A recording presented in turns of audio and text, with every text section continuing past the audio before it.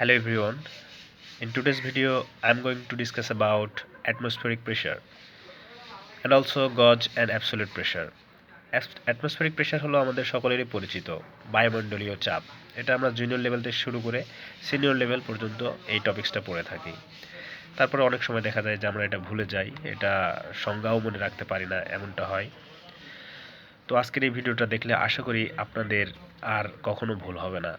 Atmospheric প্রেশারের যেই logical reason, atmospheric প্রেশারটা কি আসলে, এটা কিভাবে মেজার করা হয়, এর সম্পর্কে বিস্তারিত আপনি ধারণা পাবেন আজকের এই ভিডিও থেকে। তো দেরি না করে শুরু করা যাক।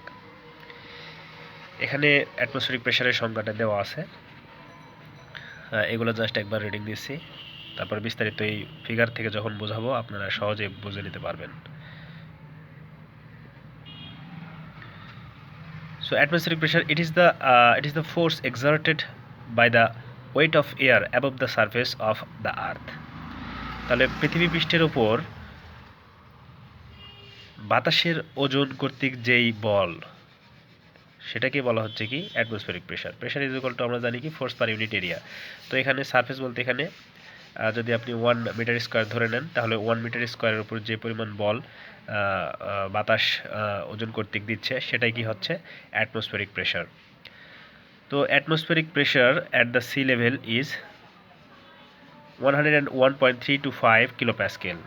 তাহলে সমুদ্র লেভেলে এটার অ্যাটমসফেরিক প্রেশারটা কত? 101.325 কিলোপ্যাসকেল, যা কিনা কার সমতুল্য? Which is equivalent to 760 millimetre mercury or 10.3 metre of water, যা কিনা সমতুল্য কিসের?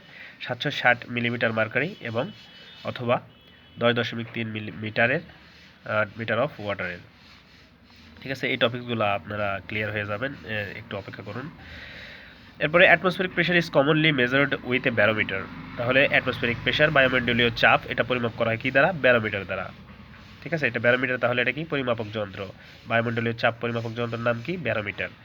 In a barometer a column of mercury in a glass tube raises or falls as the weight of the atmosphere changes.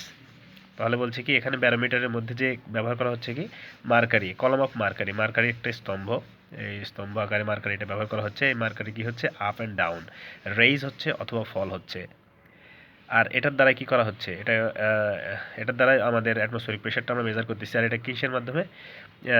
এটা কেন হচ্ছে? এটা as the weight of the atmosphere changes. তাহলে অ্যাটমসফিয়ারের যে ওয়েটটা সেটা চেঞ্জ হচ্ছে। ঠিক আছে, অ্যাটমসফিয়ারের ওয়েট বলতে এখানে যে আমাদের বায়ুমণ্ডলীয় যেই ওয়েদারটা আছে, এখানে আর্দ্রতা কখনো বেশি হয়, কখনো কম হয়, কখনো শুষ্ক বায়ু, কখনো ভারী বায়ু। ঠিক আছে, সেই অনুযায়ী কী হচ্ছে? তাহলে আমাদের অ্যাটমসফিয়ারটা প্রেশারটা কী হচ্ছে? আপ অ্যান্ড ডাউন হচ্ছে। ঠিক আছে, যদি প্রেশারটা বায়ুমণ্ডলে মনে করেন আর্দ্রতা বেশি, তো আর্দ্রতা বেশি মানে কি? বায়ুমণ্ডলে আর্দ্রতা বেশি মানে H2O, পানির পরিমাণ বেশি আছে। তাহলে পানির পরিমাণ যদি বেশি থাকে, তাহলে অবশ্যই কি হবে? ওই পানিটা কি দ্বারা রিপ্লেস হয়েছে? অক্সিজেন, নাইট্রোজেন, এগুলো দ্বারা। আমরা জানি পানির ভর হলো 18, আর অন্যদিকে পানি পারমাণবিক ভর 18, অন্যদিকে অক্সিজেনের ক্ষেত্রে সেটা 32। আবার যদি নাইট্রোজেনের জন্য ধরি, তাহলে সেটা হবে 28, তাই না? তো ইজিলি আমরা বুঝতে পারতেছি যে পানির ভরটা কি? কম। আর পানির ভর যখন কম, তাহলে সেই ভর পানি যখন বেশি বাতাসে আধিক্য থাকবে, তখন কি হবে? তখন স্বভাবতই আমাদের যে অ্যাটমসফেরিক প্রেশারটা সেটা কি হবে? কম হবে, অর্থাৎ বায়ুমণ্ডলের যে চাপটা সেটা কম হবে। কারণ বায়ু এখন লঘু আছে, বলা যায়, অনেক সময় বলা চলে যে নিম্নচাপ সৃষ্টি হয়েছে। নিম্নচাপ কেন হলো? কারণ সেই স্থানে জলীয়বাষ্পের পরিমাণ অত্যন্ত বেড়ে গেছে। জলীয়বাষ্পের পরিমাণ বেড়ে যাওয়ার কারণে সেই স্থানে নিম্নচাপের সৃষ্টি হয়ে গেছে। ওইখানে চাপের পরিমাণ অর্থাৎ শুষ্ক বায়ুর পরিমাণটা কী হয়ে গেছে? কমে গেছে, আর ভারী বায়ুটা বেড়ে গেছে। ঠিক আছে, এরকমটা আমরা দেখে থাকি। তো এখন কথা না বলে চিত্রের দিকে আগানো যাক।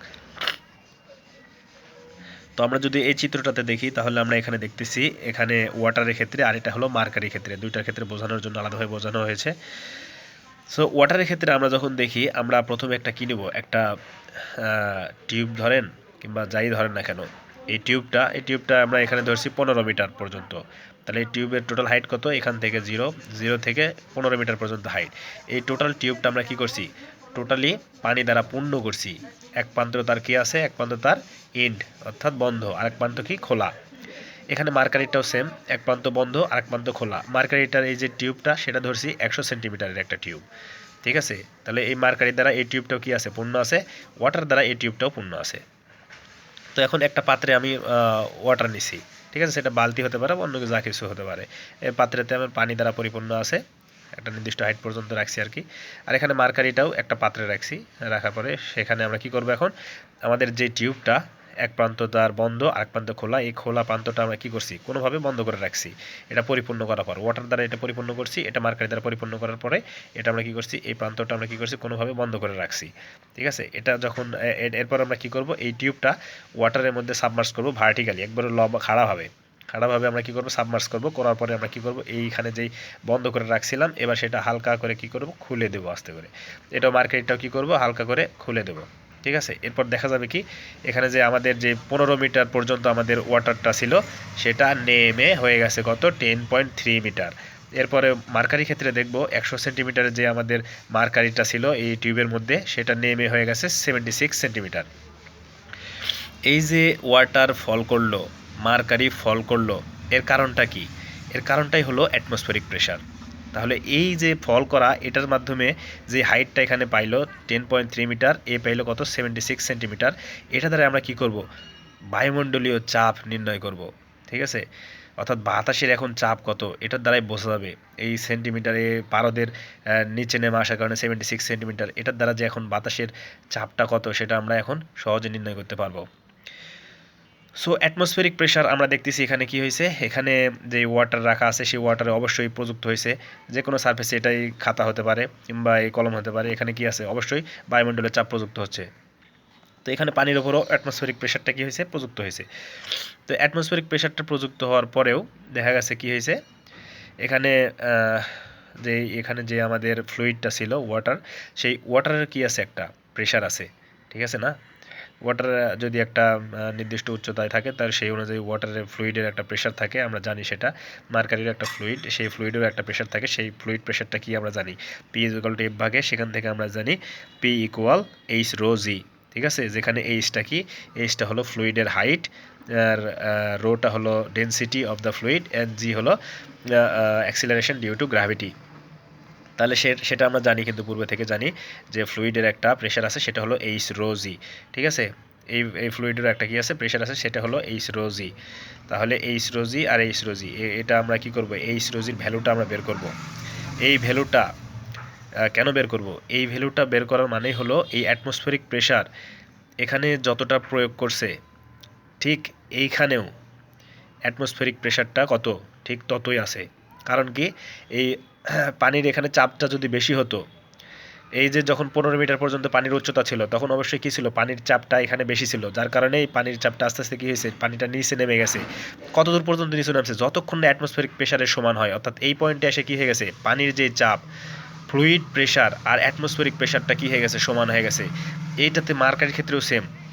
এখানে যতক্ষণ আমাদের কী ছিল, ফুল ছিল, তখন আমাদের কী ছিল, ফ্লুইড প্রেশারটা বেশি ছিল, অ্যাটমসফেরিক প্রেশারটা কম ছিল, যার কারণে এটা কী হয়ে গেছে, এটা নেমে গেছে, নিচের দিকে নেমে আসছে। কতক্ষণ পর্যন্ত নিচে নামছে, যতক্ষণ পর্যন্ত অ্যাটমসফেরিক প্রেশারের সাথে ফ্লুইড প্রেশার, মার্কারি প্রেশারটা কী হয়, সমান হয়। যখন সমান হয়ে গেছে তাহলে সেই পয়েন্টে আমরা ধরে নিতে পারি যে এই পয়েন্টে আমাদের কি তাহলে অ্যাটমসফেরিক প্রেশার এবং আমাদের যেই ফ্লুইড প্রেশার সেটা কি সমান। তাহলে আমরা যদি এই ফ্লুইড প্রেশারটা এখন এখানে নির্ণয় করতে পারি, বের করি, তাহলে আমরা অ্যাটমসফেরিক প্রেশারটা পেয়ে যাবো। এটার ক্ষেত্রেও সেম, এটার যদি ফ্লুইড প্রেশারটা আমরা বের করি তাহলে আমরা অ্যাটমসফেরিক প্রেশারটা আমরা পেয়ে যাব, ঠিক আছে। তাহলে এখান থেকে যেখান পর্যন্ত ওয়াটারের হাইট সেখান থেকে কত পর্যন্ত আমাদের উচ্চতা কত, 10.3 মিটার। এখানে আমাদের জিরো, লেভেলটা এখানে জিরো, ঠিক আছে, এটা মাথায় রাখবেন, এখানে আমাদের লেভেলটা জিরো। এই উচ্চতা পর্যন্ত এখানে হাইটটা হলো 76 সেন্টিমিটার, আর এটা হলো ওয়াটারের ক্ষেত্রে 10.3 মিটার। এখানে আরেকটা জিনিস লক্ষ্য করবেন, ওয়াটারের ক্ষেত্রে দেখেন এখানে 10.3 মিটার, আর মার্কারির ক্ষেত্রে 76 মিটার। কেন এমনটা হলো, মার্কারির ক্ষেত্রে এত কম কেন? আমরা জানি মার্কারি কত, মার্কারির ডেনসিটিটা অনেক বেশি। দেখেন এখানে 13,600 কেজি পার মিটার কিউ, আর ওয়াটারের ক্ষেত্রে এটা 1000 কেজি পার মিটার কিউ এটার ঘনত্ব, তাই না? তাহলে যার ঘনত্ব বেশি হয়েছে তার রেঞ্জটা কি হয়েছে, কম হয়েছে, আর যার ঘনত্ব কম তার রেঞ্জটা কি হয়েছে, বেশি হয়েছে। এটা কিন্তু একটা লজিক্যাল প্রশ্ন, যে কোনো সময় চলে আসতে পারে, বলা যাবে না, যাই হোক পরীক্ষা দিতে পারে। তাহলে আমরা এখন যদি এই ফ্লুইড প্রেশারটা আমরা বের করি তাহলে সেটাই হবে আমাদের কি, অ্যাটমসফেরিক প্রেশার। ফ্লুইড প্রেশারটা বের করবো, সেটা আমাদের কি আমাদের অ্যাটমসফেরিক প্রেশার। তাহলে এখানে হাইটটা কত, ওয়াটারের ক্ষেত্রে হাইটটা আমাদের ছিল 10.3 metre, H is equal 10.3 metre. ঘনত্ব, ওয়াটারের ঘনত্ব কত, 1000 কেজি পার মিটার কিউব, এবং অ্যাক্সিলারেশন এটা কত, 9.881 মিটার পার সেকেন্ড স্কোয়ার। ঠিক আছে, তারপরে এটার ক্ষেত্রে কি, এটার ক্ষেত্রে আমরা দেখতেছি এইটা যে হাইটটা কত দূর পর্যন্ত আছে, এটা 76 সেন্টিমিটার বা 0.76 মিটার। এরপরে রো, এটা ঘনত্ব, মার্কারি ঘনত্ব 13,600 কেজি পার মিটার কিউব, এবং জি সব ক্ষেত্রেই সমান 9.81 মিটার পার সেকেন্ড স্কোয়ার। তাহলে এখান থেকে আমরা পি ইকুয়াল টু আমরা জানি এফ ভাগে ফোর্স পার ইউনিট এরিয়া, সেখান থেকে আমরা বের করলাম এইচ রো জি। সেখানে ভ্যালুগুলো পুট করে দিলে আমরা দেখতেছি আসতেছে কত, সাবটা আসতেছে 101.043 কিলো প্যাসকেল। ঠিক আছে, এটার ক্ষেত্রে কত আসতেছে, এটার ক্ষেত্রে আসতেছে 101.396 কিলো প্যাসকেল, অলমোস্ট সমান, প্রায় একটু ভিন্ন হতে পারে, এটা সামান্য কিছু ডিফারেন্স থাকতেও পারে, এটা স্বাভাবিক। তাহলে এটা এখানে এই কথাটা লেখা আছে, at the beginning the both tube was full but later the height reduce to equalize the pressure of atmospheric and liquid pressure. Okay, তাহলে 10.3 মিটারে ওয়াটার এসে ওয়াটার এর প্রেশার অ্যাটমসফেরিক প্রেশারের সমান হয়েছে, অন্যদিকে 76 সেন্টিমিটারে মার্কারি প্রেশার অ্যাটমসফেরিক প্রেশারের সমান হয়েছে, অর্থাৎ যার ঘনত্ব বেশি তার রেঞ্জটা কি হয়েছে, কম হয়েছে। ঠিক আছে, তাহলে এটা আমরা সহজে বুঝতে পারলাম। এটা আমাদের এই যে আমরা পড়ে আসি এতদিন সমুদ্র পৃষ্ঠের 45 ডিগ্রি অক্ষাংশে 0 ডিগ্রি সেলসিয়াস তাপমাত্রায় বিশুদ্ধ পারদ যে চাপ দেয় তাকে বলা হয় কি, প্রমাণ চাপ, প্রমাণ বায়ুমণ্ডলীয় চাপ। তাহলে আজকে আপনারা আশা করি বুঝতে পারছেন এটা প্রমাণ বায়ুমণ্ডলীয় চাপ বলা হচ্ছে এই যে 76 সেন্টিমিটার পারদ। কারণ কি, মানে যত সেন্টিমিটারই নেই না কেন সেটা আমাদের বরাবর এসে কোথায় এসে ঠেকছে, 76 সেন্টিমিটারেই ঠেকছে। এটা যদি আমি 200 সেন্টিমিটারও নিতাম পারদ, এসে আমাদের কোথায় এসে এখানে ঠেকতো, নিচে নেমে আসতো 76 সেন্টিমিটার পর্যন্ত। অর্থাৎ এই বায়ুমণ্ডলীয় চাপের সাথে এই পারদের যে স্তম্ভটা এটা কি হইতো, সমান হইতো। এখন দেখি আর একটা পয়েন্টে আসি, এই যে পারদ স্তম্ভটা এটা কি করে, ওঠানামা করে। এখানে বলছে যে এই যে falls or raise as the weight of the atmosphere changes, weight of the atmosphere changes. তাহলে অ্যাটমসফিয়ারের এখন আমাদের এখানে বায়ুমণ্ডলের যে চাপটা সেটা এখন আমাদের ভারীর ক্ষেত্রে, ভারী যখন বায়ু হয় তখন সেটা কি হয়, কম হয়, যেটা শুরুতেই বললাম ওয়াটারের ক্ষেত্রে, যখন ওয়াটার ভ্যাপরটা আমাদের বেশি থাকে, বাষ্পটা বেশি হয়, তখন আমাদের বায়ুমণ্ডলের চাপটা কম হয়। আবার যখন ও শুষ্ক বায়ু থাকে তখন বায়ুচাপটা বেশি হয়। তাহলে সেই ক্ষেত্রে দেখা যাচ্ছে কি, এখানে যখন বায়ুচাপটা কম হলো, এখানে বায়ুচাপটা কম মানে কি, এটার উপরে কি হয়েছে, তখন বায়ুমণ্ডলের চাপ এখানে আমাদের কি হয়েছে, কম আছে, তাই না? বায়ুমণ্ডলের চাপ এখানে যদি কম থাকে, ঠিক আছে, তাহলে এটা রেইজ হবে নাকি এটা ফল হবে? বায়ুমণ্ডলের চাপ যদি এখানে কম থাকে তাহলে অবশ্যই এটা কি হবে, এটা অবশ্যই কি করবে, ফল করবে। এখানে চাপ বাড়া মানে এখানে এটা এটা বেড়ে যাওয়া, তাই না? তাহলে আমরা এখন ওয়েদারটা আজকে খারাপ হবে না মন্দ হবে, এটা এই যে রিডিং এটা দেখে আমরা কিন্তু বুঝতে পারবো। এখানে যখন আমরা দেখবো এই যে পারদ স্তম্ভটা উপরে উঠতেছে, তার মানে কি বায়ুমণ্ডলের চাপ বেশি, অর্থাৎ বাতাস শুষ্ক। বাতাস শুষ্ক মানে কি, বাতাস আজকে রোদ আছে, আজকে বাতাসে পানির পরিমাণ কম, ঠিক আছে, তাহলে কি হবে না, আজকে বৃষ্টি হওয়ার সম্ভাবনা কম। ঠিক আছে, আবার যখন আমরা দেখব এখানে বায়ুমণ্ডলের চাপ যখন আমাদের কি হবে, ইয়ে হয়ে যাবে, কমে যাবে, অর্থাৎ বাতাসে জলীয়বাষ্পের পরিমাণ বেশি হবে, তখন কি হয়ে যাবে, এটা আমাদের কি করবে, যখন এটা বায়ুমণ্ডলের চাপ যখন কম হবে এটা আমাদের ফল করবে, এটা নিচে নেমে আসবে। এটা নিচে নেমে আসা মানে তখন আমরা কি বুঝবো, ওয়েদারে আজকে যে কোনো সময় বৃষ্টি হয়ে যেতে পারে। ঠিক আছে না? এবার এটা যদি খুব ওঠানামা করতে লাগে অথবা হঠাৎ করে নিচে নেমে যায়, তাহলে আমরা কি বুঝবো, নিম্নচাপ সৃষ্টি হয়ে গেছে কোনো এলাকায়, খুব শীঘ্রই একটা ঝড় চলে আসার একটা সম্ভাবনা আছে। কারণ ওই এলাকায় যে নিম্নচাপ, অর্থাৎ বাতাসের চাপটা কমে গেছে, অন্য এলাকার যে ভারী চাপ সেই চাপটা এখানে কি করবে, দ্রুত বেগে ছুটে আসবে, যে কোনো সময় ঝড় হয়ে যেতে পারে। তাহলে এগুলা অনেক কিছু রিজন আমরা জানতে পারলাম, এখানে অ্যাটমসফেরিক প্রেশার সম্পর্কে জানতে পারলাম বিস্তারিত তথ্য। আর এখানে এখন দেখি আমরা গস প্রেশার আর হলো অ্যাবসোলিউট প্রেশার। তাহলে গস প্রেশারটা কি, গস প্রেশারটা হলো it is the pressure measured with the help of pressure measuring instrument in which the atmospheric pressure is taken as datum. This pressure is above the atmospheric pressure, the atmospheric pressure on the Gauss scale as marked as zero. তাহলে atmospheric প্রেশারটাকে zero ধরে এর উপরে যেই প্রেশারটা measure করা হচ্ছে সেটাকে কি বলা হচ্ছে, গস প্রেশার বলা হচ্ছে। আর অ্যাবসোলিউট প্রেশারটা হলো অ্যাটমসফেরিক প্রেশার এবং গস প্রেশারের যেই সাম সেটাই হচ্ছে কি আমাদের absolute pressure. So thank you and পরের ভিডিওতে আপনারা ম্যানোমিটার সম্পর্কে জানতে পারবেন, পিয়েজোমিটার টিউব, ফ্লুইড মেজারিং সম্পর্কে আমরা বিস্তারিত জানবো। ভালো থাকবেন।